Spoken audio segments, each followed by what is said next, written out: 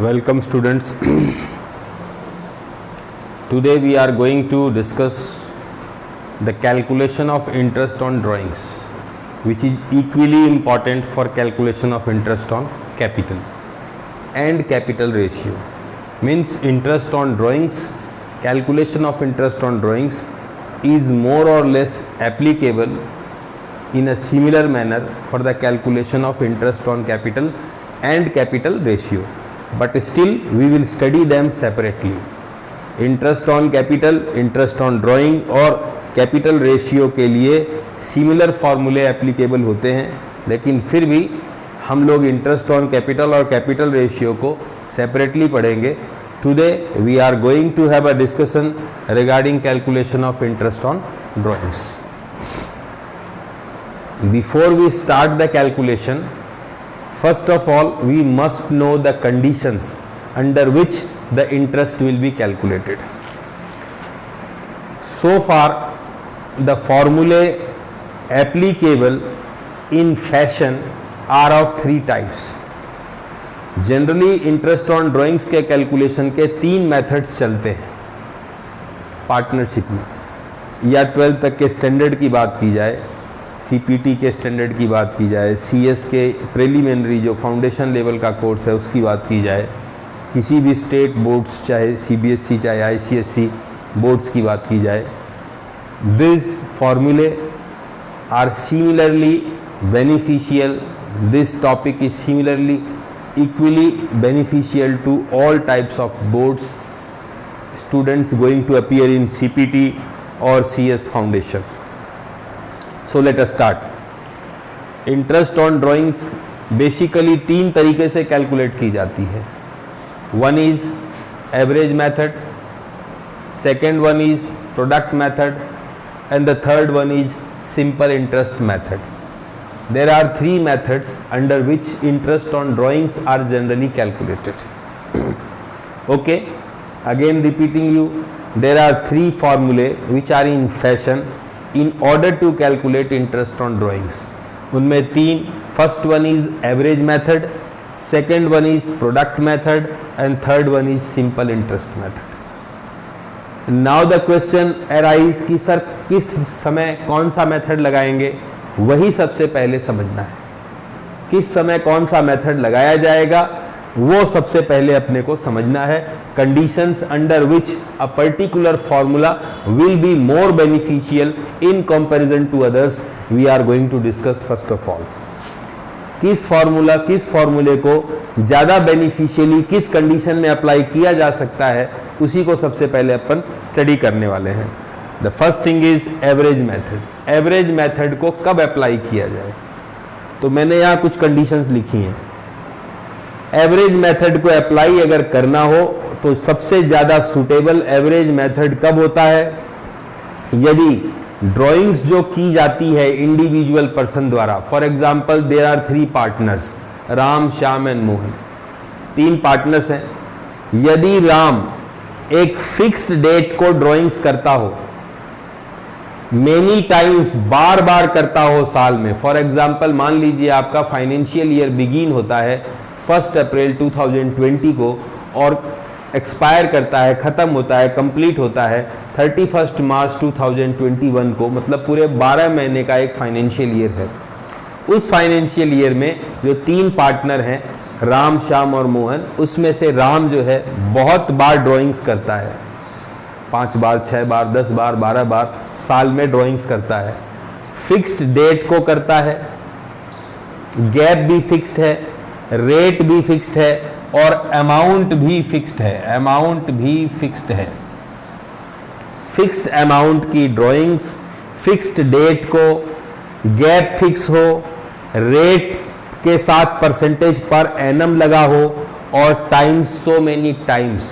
अगर एक आदमी बार बार साल में बार बार एक फिक्स डेट को, एक फिक्स्ड अमाउंट, फिक्स्ड गैप के साथ और क्वेश्चन में जो इंटरेस्ट के कैलकुलेशन की रेट है उसके साथ परसेंटेज पर एनम लगा हो, then the most suitable method is average method.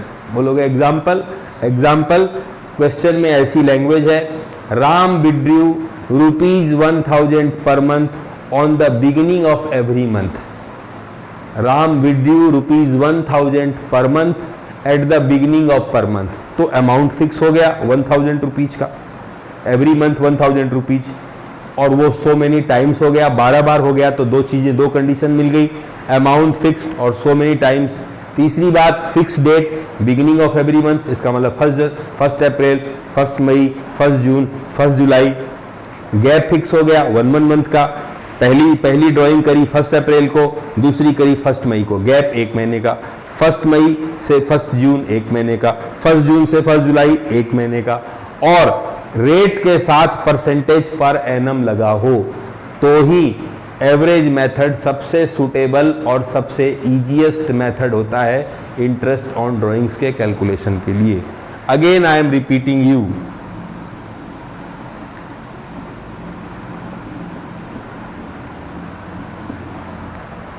Interest on drawings का एवरेज मेथड कब सुटेबल होगा? When date of drawings is fixed, amount of drawings is fixed, gap is fixed, rate के साथ percentage per annum लगा हो, और so many times the drawings is being done by a single person. Understood? Ram के और मोहन के drawings की date में डिफरेंस हो सकता है, लेकिन राम का जब इंटरेस्ट ऑन ड्राइंग्स का कैलकुलेशन करें तो उसके लिए एवरेज मेथड तब सुटेबल होगा जब राम ने एक फिक्स्ड अमाउंट की ड्राइंग, एक फिक्स डेट को फिक्स्ड गैप रखते हुए बार बार साल के निकाली हो, और क्वेश्चन में इंटरेस्ट की जो रेट है उसके साथ पर एनम लगा हो, तो average method will be the most suitable method for calculation of interest on drawings. Next,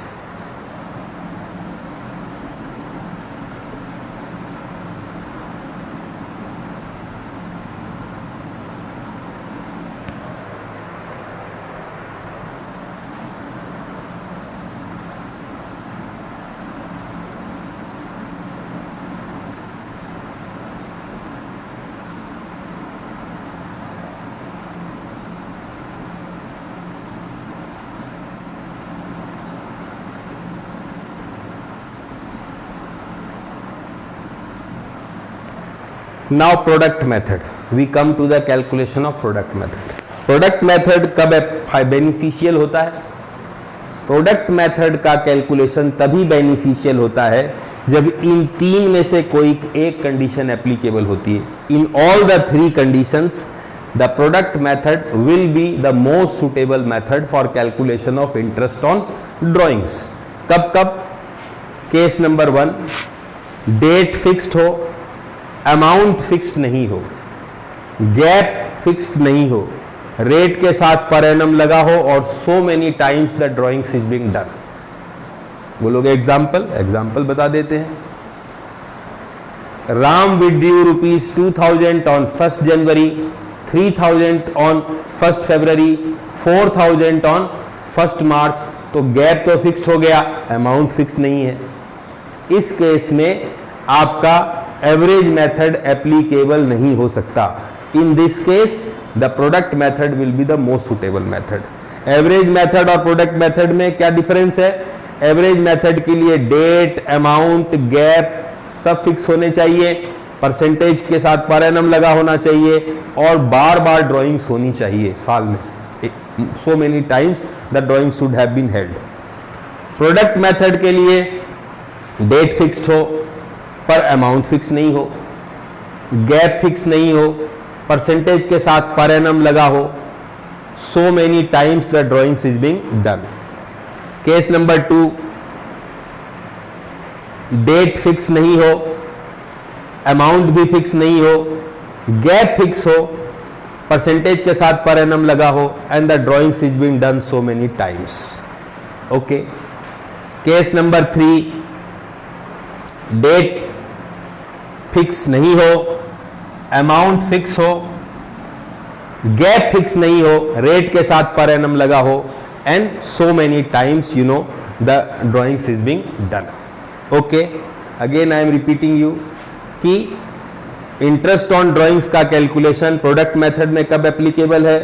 कि या तो अमाउंट फिक्स हो, डेट फिक्स नहीं हो। ऐसे इजी वे में याद रखो तो या तो इस टेबल के थ्रू याद रख सकते हो या इजी वे में याद रखो कि एक आदमी साल में बार बार ड्राइंग्स करता है, उसमें भी या तो अमाउंट फिक्स रखता हो, डेट और गैप को फिक्स नहीं रखता हो, या गैप को फिक्स रखता हो पर अमाउंट को फिक्स नहीं रखता हो, या दोनों को ही फिक्स नहीं रखता हो और क्वेश्चन में पर एनम लगा हो, उस केस में ही interest on drawings will be applicable for better applicable beneficial for calculation of product method.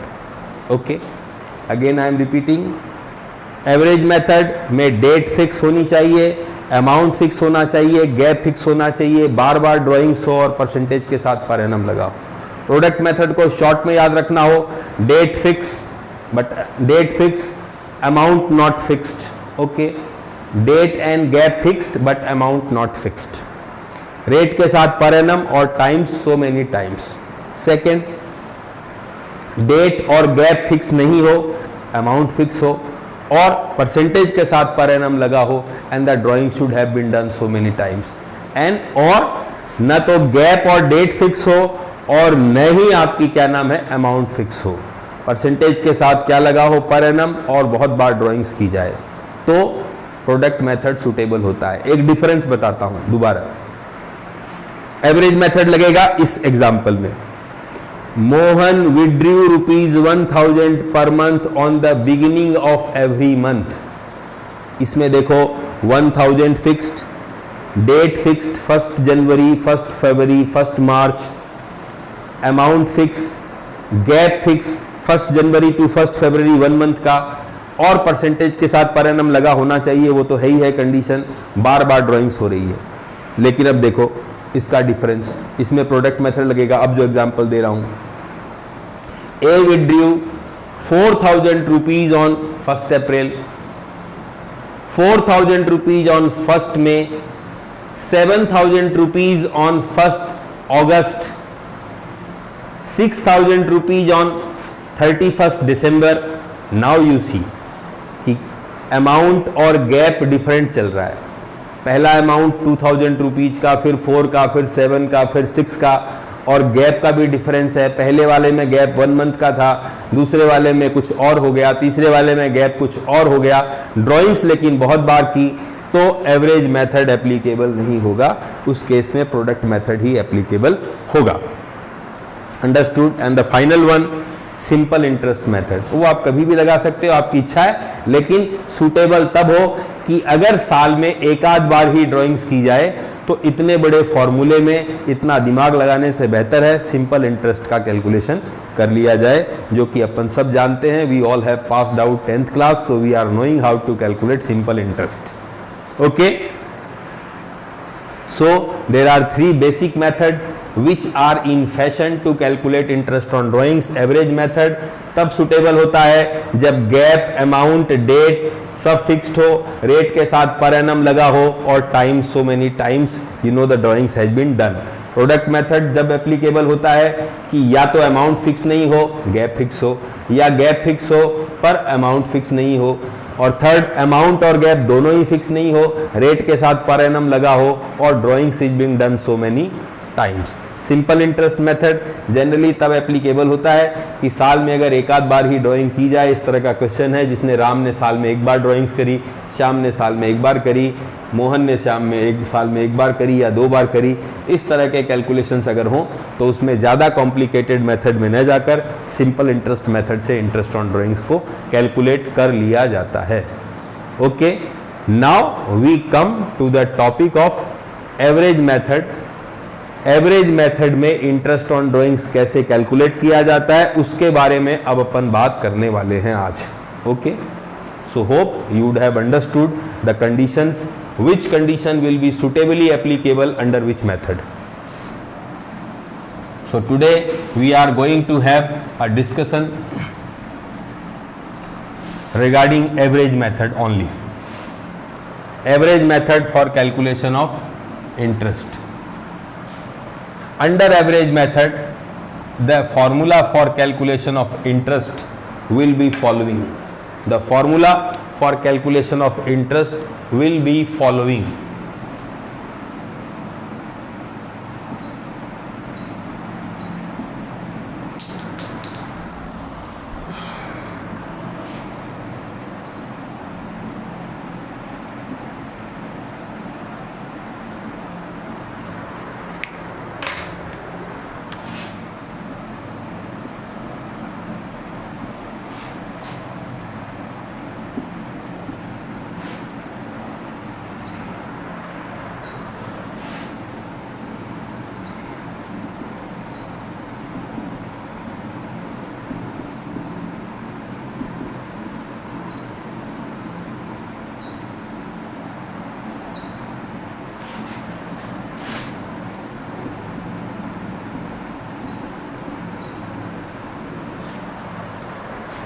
Here you see the formula for interest on drawings.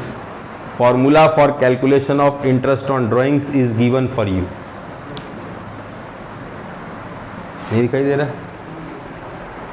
Okay, I hope कि ये प्रॉपर आपको दिखाई नहीं दे रहा हो. So I am changing.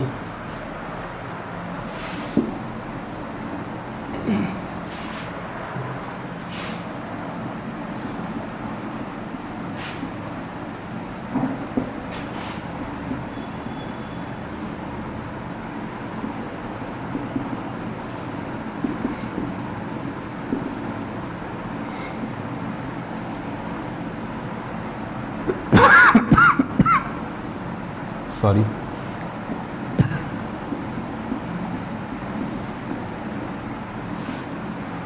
This is the formula for calculation of interest on drawings under average method.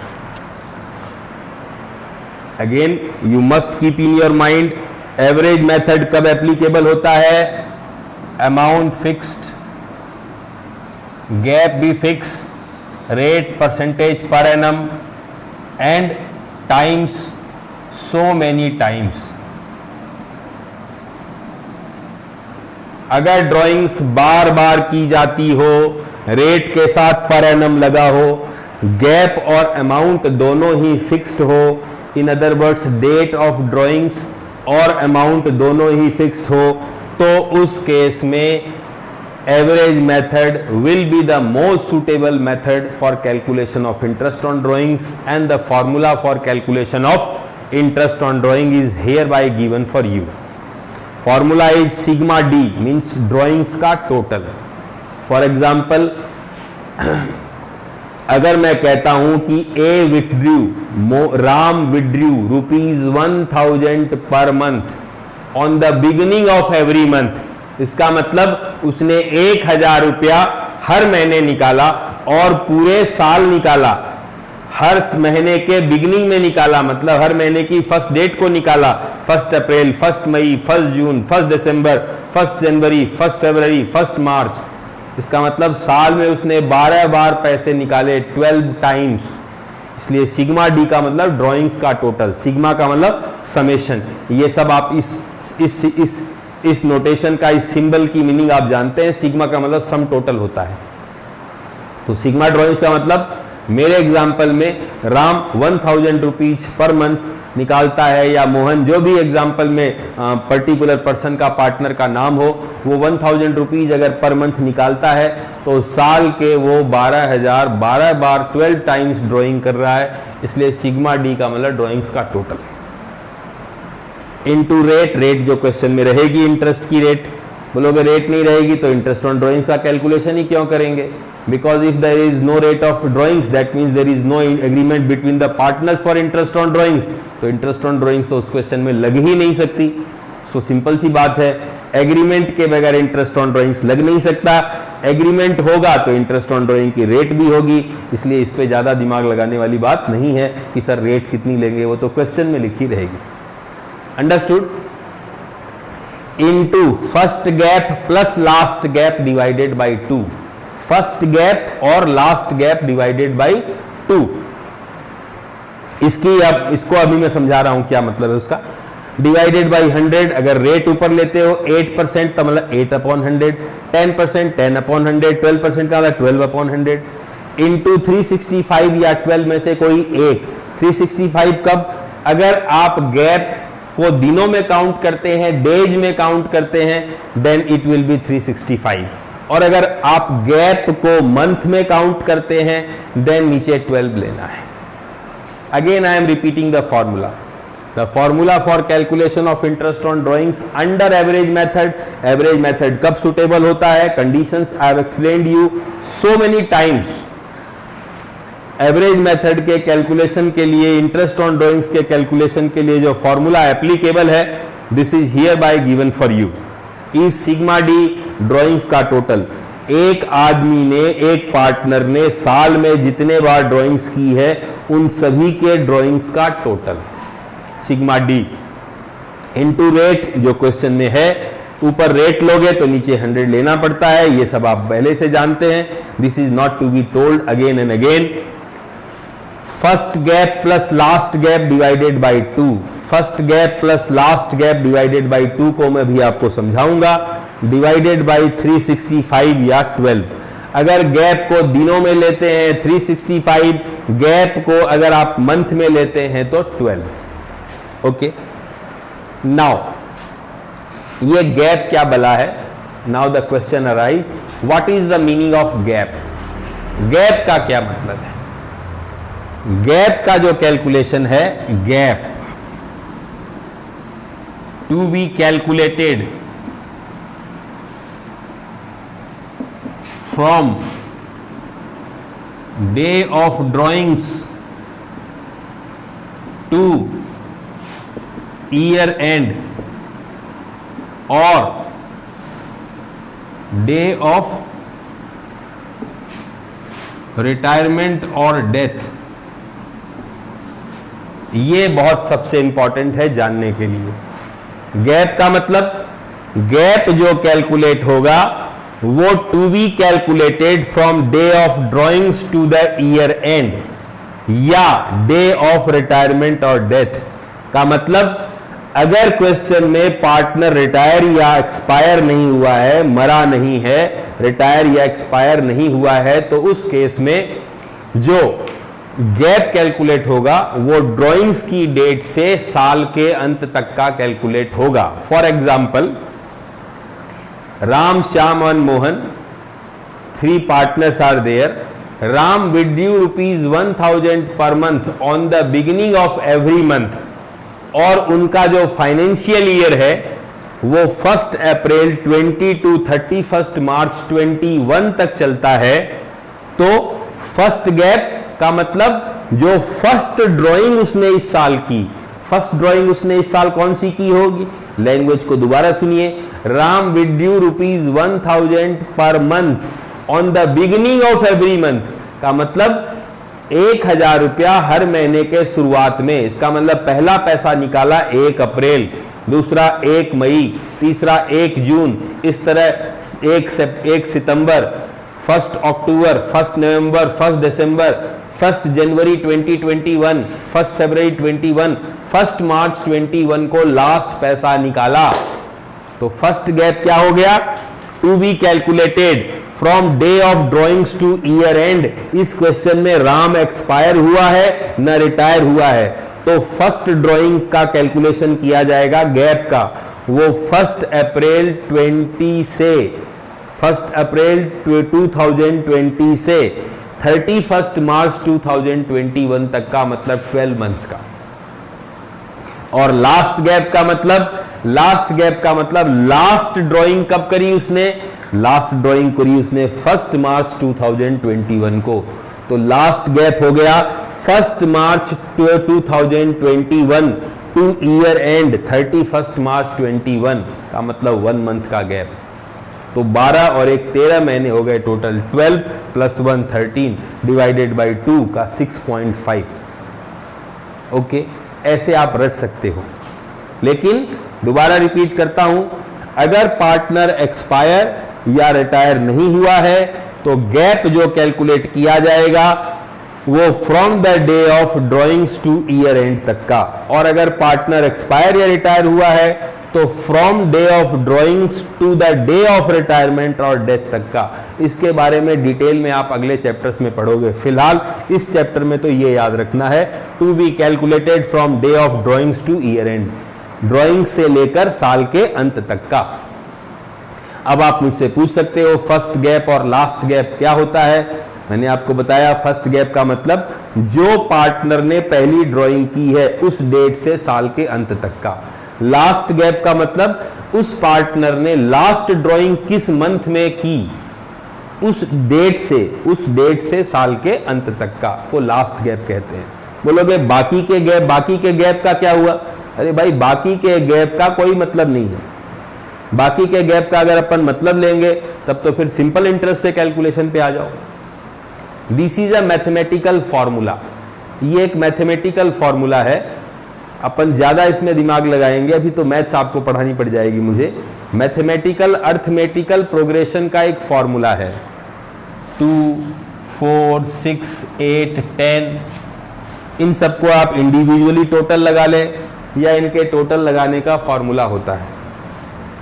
Arithmetic progression में maths का एक फॉर्मूला होता है, उस फॉर्मूले से इसका टोटल लगाया जा सकता है।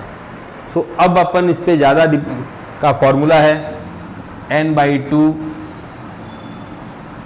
First plus last, first term plus last term. n का मतलब 1 2 3 4 5, तो 5/2 फर्स्ट टर्म कितने की 2 प्लस लास्ट टर्म कितने की 10, 2 + 10, तो 2 + 10 12 डिवाइडेड बाई 2 6, 6 × 5 30। अब इसका टोटल लगा लो, 2 4 6 6 12, 12 और 8 20, 20 और 10 30। तो ये AP सीरीज का एक फॉर्मूला है n/2 first term plus last term. उसी के बेस पर इस फॉर्मूले को डिराइव किया गया है। अब दोबारा कहता हूँ, you are studying accountancy not mathematics, तो डेरिवेशन फॉर्मूले का मैं आपको बताऊं वो आपको कंफ्यूज करेगा, इसलिए आप सीधा सीधा फॉर्मूला याद रखें तो ज़्यादा बेहतर आपके लिए होगा। फिर भी मैंने आपकी नॉलेज के लिए how this formula has been derived I told you. So average method में इंटरेस्ट ऑन ड्राइंग्स के कैलकुलेशन का formula sigma drawings into rate into first gap plus last gap divided by 2, का मतलब गैप का average, divided by 100, rate के लिए 100, into अगर gap को दिनों में लेते हो तो 365 नीचे लीजिए, और अगर गैप को मंथ्स में लेते हो तो नीचे 12 लीजिए। ओके, और गैप का कैलकुलेशन कैसे होगा? केवल 2 गैप का ही कैलकुलेशन किया जाएगा। भले ही उसने ड्राइंग्स 50 बार की हो, गैप लिया जाएगा पहली वाली और जो 50वीं ड्राइंग्स है उसका। अगर साल में 10 बार ड्राइंग्स की है तो पहली वाली और लास्ट में जो 10th ड्राइंग्स है उसका गैप लिया जाएगा। बीच वालियों का, बीच की ड्राइंग्स का गैप नहीं लिया जाएगा। एवरेज मेथड इसी को कहते हैं। और गैप भी कैसे निकाला जाएगा? To be calculated from day of drawings to year end, drawings की डेट से साल के अंत तक का।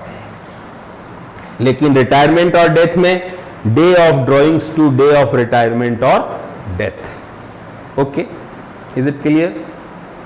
Now we will go for calculation of some questions, solutions, जिससे आपको बेटर इसकी पूरी मीनिंग समझ में आ जाएगी।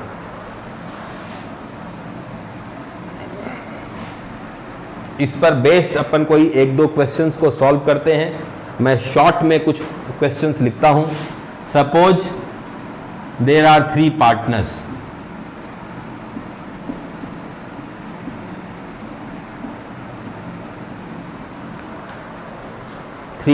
Are there, Ram, Shyam and Mohan. Year begin होता है 1 अप्रैल 2020 से 31 मार्च 2020, ये मान लीजिए फाइनेंशियल ईयर है। क्वेश्चन में इंटरेस्ट रेट दे रखी है 12% पर एनम की। Understood? Interest rate 12% per annum. Okay, now drawings 2000 per month, 4000 per month and 6000 per month. ये मान लीजिए राम 2000 पर मंथ निकालता है, श्याम भी 4000 पर मंथ निकालता है, मोहन 6000 पर मंथ निकालता है। Day, first day, mid day, last day. Okay, अब देख लीजिए सारी कंडीशन फुलफिल हो रही है, इसलिए average method will be the most suitable method. कैसे? डे फिक्स हो गया, ये हर पहले दिन को निकालता है, का मतलब 1 अप्रैल, 1 मई, 1 जून, 1 जुलाई, 1 अगस्त, 1 सितंबर, 1 अप्रैल 2020, 1 मई 2020। इस तरह से बीच में मान लीजिए 1 जून, 1 जुलाई, 1 अगस्त। लास्ट वाली कब निकालेगा? 1 जनवरी 2021, 1 फरवरी 2021 और 1 मार्च 2021, इस तरह से ये निकालेगा। 1 अप्रैल 20, 1 मई 20, 1 जनवरी 21, 1 फरवरी 21, 1 मार्च 21 बोलोगे, बीच का लिखा नहीं है, जरूरी नहीं है। तो ये सारी चीजें वो हर महीने की पहली तारीख को पैसा निकालेगा। तो डेट फिक्स हो गया, अमाउंट 2000 पर मंथ निकाल रहा है वो फिक्स हो गया, पर एनम लिया हुआ है वो फिक्स दिया हुआ है, और ड्राइंग्स बार बार हो रही है, पर मंथ निकाल रहा है, इसका मतलब साल में 12 बार निकाल रहा है। All the conditions are fulfilled, so now this formula will be applicable. अब इस फॉर्मूले से देखिए, इसको सेट करते हैं, राम का इंटरेस्ट ऑन ड्राइंग्स कैसे कैलकुलेट होगा। सबसे पहले ये सेट करेंगे सिग्मा डी। सिग्मा डी का मतलब ड्राइंग्स का टोटल। ड्राइंग्स का टोटल कैसे निकलेगा? राम ने 2000 पर मंथ निकाला और 12 महीने निकाला, इसका मतलब साल में 12 बार निकाला, तो 2000 इंटू 12 का मतलब 24,000। सिग्मा डी के जगह 24,000 रुपीज। रेट 12% पर एनम, तो रेट के जगह ऊपर 12 और नीचे 100, 12% पर एनम। गैप आप मंथ्स में कैलकुलेट कर रहे हो, पर मंथ, इसलिए 365 को हटाकर मैं यहां 12 लिख दूंगा। Understood? Now the most important thing is first gap and last gap. तो remind that topic. First gap का मतलब day of first drawings to year end. तो डे ऑफ फर्स्ट ड्राइंग है 1 अप्रैल 2020 से लेकर साल का अंत 31 मार्च 2021। First gap day of drawing first drawing to year end. तो फर्स्ट ड्राइंग इसने करी साल के शुरुआत में के पहले दिन, साल का शुरुआत 1 अप्रैल 20 से साल के अंत तक का गैप 31 मार्च 2021। 12 महीने पहले वाले जो अमाउंट है, फर्स्ट वाले अमाउंट को उसने 12 महीने यूज किया। ऐसे समझिए कि पहली ड्राइंग का अमाउंट उसने कितने महीने यूज किया, तो पहली ड्राइंग का अमाउंट उसने 12 महीने यूज किया। तो यहां पर आ जाएगा फर्स्ट गैप के जगह 12। फिर लास्ट गैप। लास्ट गैप का मतलब भी मैंने कहा था, जो लास्ट की ड्राइंग की है उसको कितने महीने यूटिलाइज किया। तो लास्ट की ड्राइंग उसने की होगी first day of last month. Last month March, first day 1 March, तो 1 मार्च 2021 को उसने लास्ट 2000 रुपए निकाले होंगे। तो 1 मार्च 2021 टू 31 मार्च 2021 का गैप है 1 मंथ का, इसमें 12 मंथ्स का। तो ये लास्ट गैप का मतलब, now we will write here 1 month. So 12 plus 1 13 divided by 2 is 6.5। ये अब आप रट सकते हैं कि अगर कोई पार्टनर हर महीने एक फिक्स्ड अमाउंट निकालता हो और पूरे 12 महीने, साल के पूरे 12 महीने पैसे निकालता हो, तो टोटल ड्राइंग्स पर 6.5 महीने का ब्याज निकाल देने पर उसका टोटल इंटरेस्ट ऑन ड्राइंग्स का कैलकुलेशन आ जाएगा। Understood? Again I am repeating you answer. Ram ने 2000 पर मंथ का मतलब साल में 12 बार, तो टोटल ड्राइंग्स हो गई 24,000 की। इंटरेस्ट 12%, तो 12/100। गैप मंथ्स में ले रहे हो इसलिए नीचे 12, और ऊपर फर्स्ट गैप कैसे निकला? फर्स्ट वाली ड्राइंग्स का पैसा कितने महीने यूज किया साल में। तो फर्स्ट ड्राइंग उसने करी 1 अप्रैल 20 को और साल खत्म होता है 31 मार्च 21 को। पूरे 12 महीने पैसे का यूज किया, इसलिए 12 महीने का ब्याज। और लास्ट गैप का मतलब लास्ट वाली ड्राइंग्स का पैसा कितने महीने यूज किया। तो सिंपल सी बात है, अगर हर महीने 2000 रुपया फर्स्ट डे को निकालता है तो लास्ट पैसा लास्ट वाले मंथ की फर्स्ट डेट को निकाला होगा, लास्ट वाला मंथ 1 मार्च 21 को निकाला होगा, से लेकर 31 मार्च 21 मतलब केवल एक महीने पैसे को यूज किया, तो 12 और 1 13 डिवाइडेड बाय 2 6.5 महीने का ब्याज 24,000 पे निकाल देने पर राम का इंटरेस्ट ऑन ड्राइंग्स उतना आएगा। ओके, नाउ श्याम का निकाल देता हूं और मोहन का फिर अपन नेक्स्ट क्लास में देखेंगे। How to calculate Shyam's interest on drawings, similar way 4000 per month निकालता है, इसका मतलब साल के 12 महीने का मतलब 12 बार निकालता है। तो नाउ दिस 24,000 की जगह 4000 इंटू 12 48,000 आ जाएंगे, इंटू 12% तो वही रहेगा, गैप आप मंथ्स में ले रहे हो इसलिए नीचे 12 भी रहेगा, इस 2 को भी चेंज नहीं करना। अब ये वाले गैप चेंज होंगे, कैसे चेंज होंगे, क्या बताया, फर्स्ट गैप का मतलब फर्स्ट वाली ड्राइंग इसने कब करी, तो देखिए यहां लिखा है मिड डे, इसका मतलब मंथ के मिड में ये ड्राइंग करता है। अब मंथ का मिड कैसे निकालोगे, अप्रैल का मिड हो गया 15 अप्रैल, मई का मिड हो गया 15 मई, बोलोगे सर 31 होता है 15.5, ये सब नहीं 15 ही मानो, आ गया समझ में। 1 जनवरी 2021 का मिड 15 जनवरी 2021, 1 फरवरी 21 का गैप 14 फरवरी 2021 और मार्च का गैप 15 मार्च 2021, ये गैप ये आ गए डे ऑफ ड्राइंग्स। इनकी भी निकालने की जरूरत नहीं थी क्योंकि अपने फॉर्मूले में केवल फर्स्ट गैप और लास्ट गैप का यूज है। Now come to the point of this gap. Gap कैसे निकलेगा, केवल 2 ही गैप काम के हैं। पहली ड्राइंग्स का पैसा कितने महीने यूज किया, तो पहली ड्राइंग करी 15 अप्रैल 2020 को, से लेकर साल का अंत क्या है 31 मार्च 2021। तो आप कैलकुलेट करोगे तो 11.5 महीने आएंगे।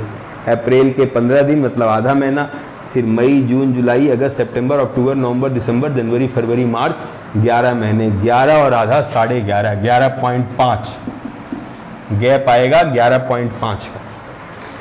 उसी तरह लास्ट गैप, लास्ट ड्राइंग का पैसा कितने महीने यूज किया, तो सिंपल सी बात है, इसने भी लास्ट ड्राइंग लास्ट मंथ में की होगी, लास्ट मंथ मार्च 21 और मार्च के मिड में का मतलब 15 मार्च 21 से गैप यूज कितना किया 31 मार्च 21 तक, मतलब लगभग 15 या 16 दिन का मतलब आधा महीना। आधे महीने को क्या लिख सकते हो 0.5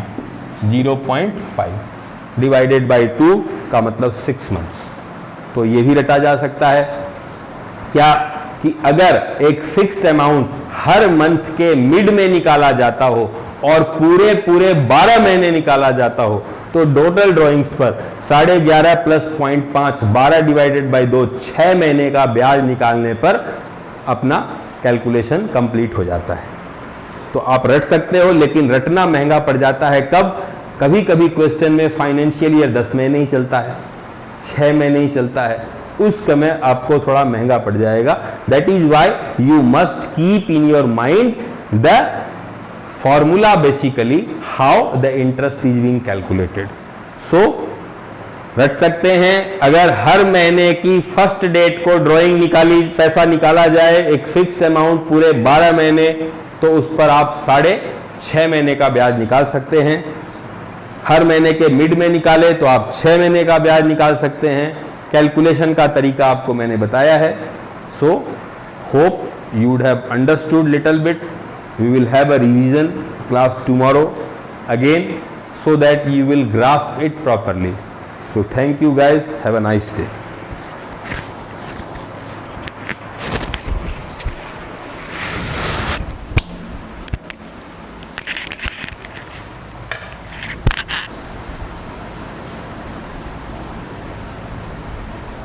जी